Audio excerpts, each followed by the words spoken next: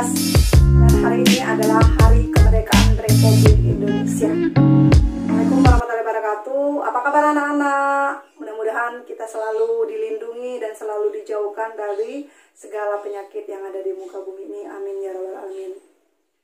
Anak-anak, sebelum Ibu lanjutkan pembelajaran kita pagi hari ini, terlebih dahulu mari kita membaca doa.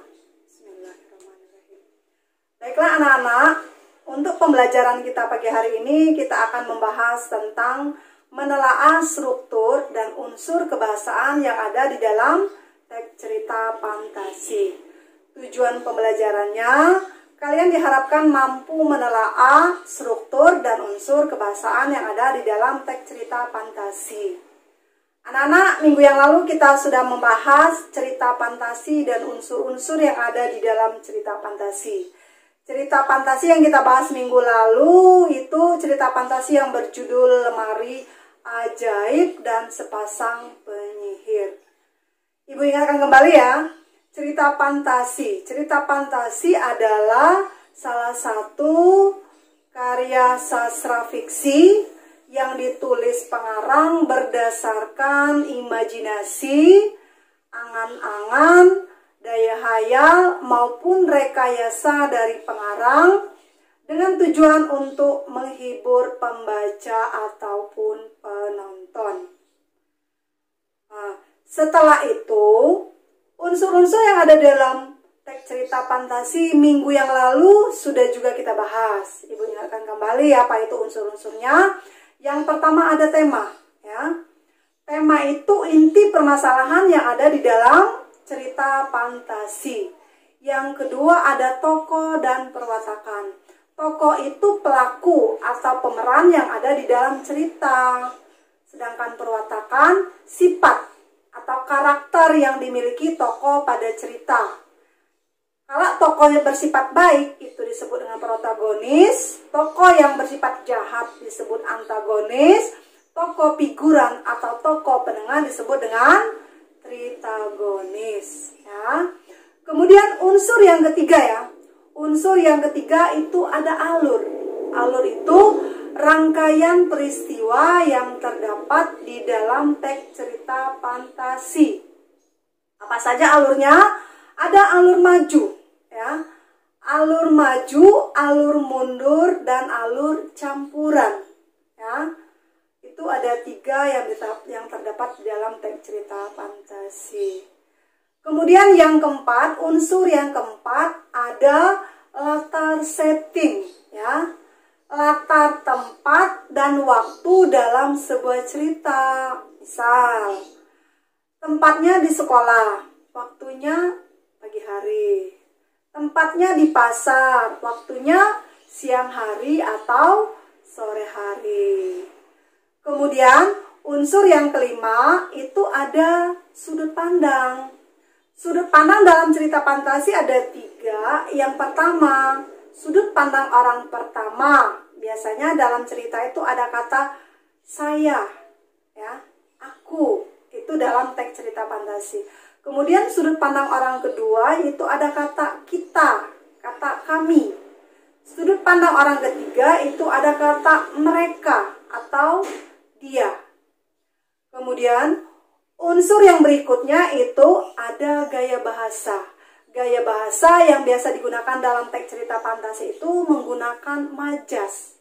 Ya, menggunakan majas metafora dan majas personifikasi. Selain majas bisa juga menggunakan sinonim, ya. Itu yang ada dalam teks cerita fantasi. Kemudian unsur yang terakhir itu ada amanat atau pesan. Biasanya dalam sebuah cerita maupun dalam film, pengarang ingin selalu menyampaikan pesan, ya. Pesan positif tentunya yang bisa dijadikan contoh atau bisa diambil dari cerita tersebut. Nah, itu saja materi yang minggu lalu yang Ibu ingatkan kembali.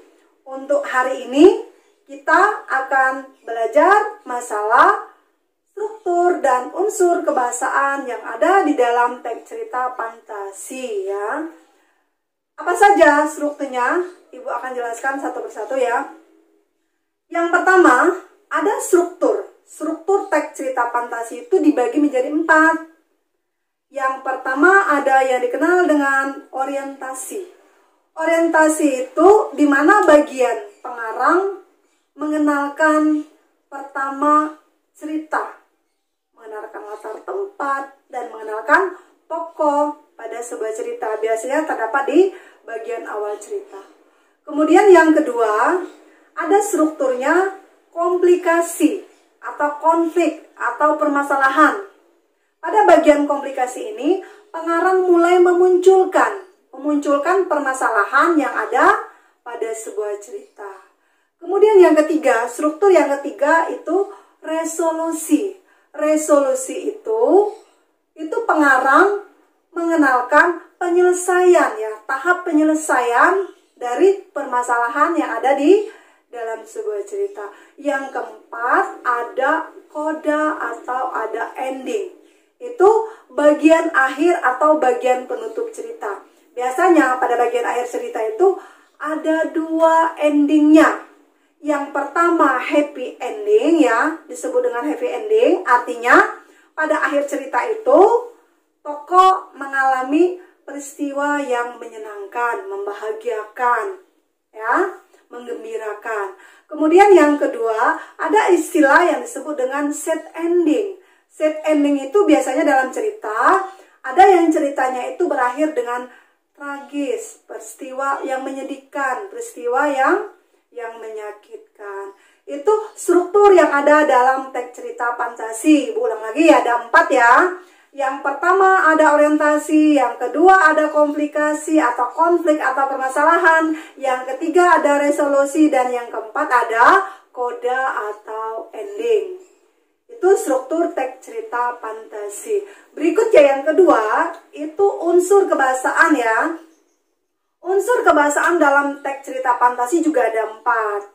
Yang pertama, unsur kebahasaannya menggunakan sudut pandang. Tadi di awal sudah Ibu jelaskan sudut pandang. Sudut pandang itu ada 3. Yang pertama, sudut pandang orang pertama menggunakan kata saya, kata aku. Sudut pandang orang kedua yaitu menggunakan kata kita atau kata kami.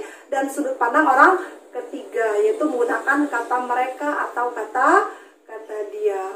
Unsur kebahasaan yang kedua yaitu menggunakan kata sifat. Kata sifat itu kata sifat yang dimiliki tokoh dalam sebuah cerita. Kata sifat contohnya pemalu atau pendiam, baik hati, kemudian jahat, pemarah. Itu adalah kata sifat yang ada dalam cerita fantasi. Kemudian unsur kebahasaan yang ketiga itu menggunakan majas, ya, menggunakan majas metafora dan majas personifikasi, ya, itu majas perumpamaan, ya. Kemudian yang keempatnya, bahasanya menggunakan unsur kebahasaannya yaitu menggunakan konjungsi. Konjungsi itu apa?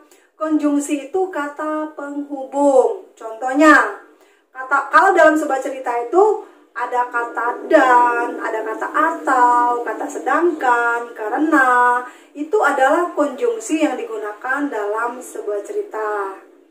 Baik anak-anak, itu materi yang Ibu sampaikan. Mudah-mudahan kalian dapat mengerti, kalian paham. Setelah ini nanti Ibu harapkan kalian mampu, ya, sesuai dengan tujuan pembelajaran di awal tadi, kalian mampu menelaah struktur dan unsur kebahasaan yang ada dalam teks cerita fantasi yang minggu lalu kita bahas, yaitu yang berjudul Lemari Ajaib dan Sepasang Penyihir, ya.